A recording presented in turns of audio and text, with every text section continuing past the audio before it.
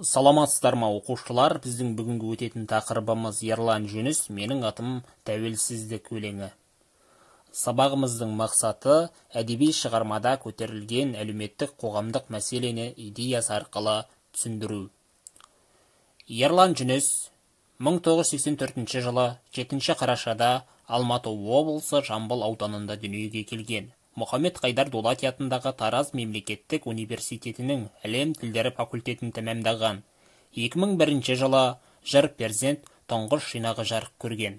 Сондай-ақ киелі дүндердің тұғасы, Қаусар, Хауас, үміт жырлары, Энтелехия, Арманшыл таңның бұлттары кітаптарының авторы. Ерлан Дарын мемлекеттік жастар сыйлығының және халықаралық шабыт фестивалінің гран-приі әрі президент кубогының иегері. Ақынның өмір баянымен танысып болсақ, оқулығымыздың 166 бетінде менің атым тәуелсіздік өлеңі бар, соны бірге оқиық және келесі сұрақтарға жауап берейік.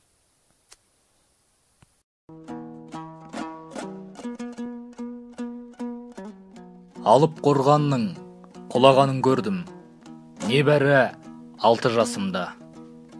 Алып тұлғалар жылағанын көрдім, бастарын сүйеп ғасырға. Алып таулардың шайқалғанын көрдім, 6 жасымда сонықтым. Алып сөздерді айталғанын көрдім, ат төбеліндей халықтың. Алып кітаптар торыққанын көрдім, сол сәтте одан безінгем. Алып ойлардың қорыққанын көрдім, ең бір нәзік сезімнен. Алып сағаттар тоқтағанын көрдім, өлшенді уақыт жаңадан.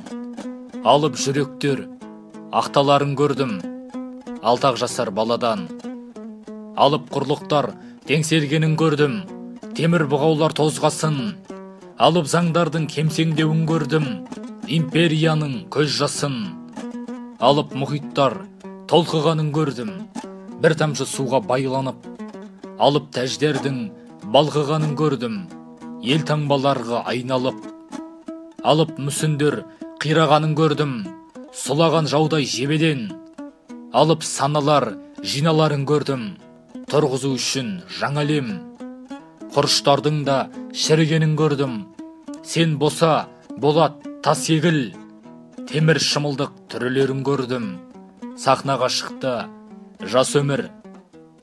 6 жасымда жылаған жоқпын, сұраған жоқпын анамнан.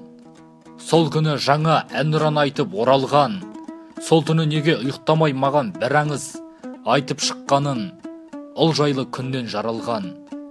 Түсінбесемді тыңдаймын, онсыз да оны жесірлік салған жасытқан еді мұңғайға. Көзінің жасы сөйлеген түнді ұқпасам да, аңыз ұнаған, жарылған күннен о жайлы. Дегенде шығар, бодандық жайлы білмесін. Сен түсін, дәуір, сонау бір қанды жыл кешір. Тарихтан дәріс оқидым менің анашым орта мектепте. Ұлына бірақ айтыпты кісен, құлдық пен түрме біргесін. Ерлікті айтқан, үйретпеді ол ездікті. Ұстатқан қалам, ұстатпады ол кездікті. Құлыным, сенің тарихың басқа деген тек, ол бәлкім менен сөз күтті. Ал бүгін енді тарихты өзім білемін, жолдарды сезем жонарқан менен. Мың жылдар өткен ұл елім, ұлылық жайлы ойлайды басқа. Жап-жас шақ, ұлы қорғандардың күйреуін көрген.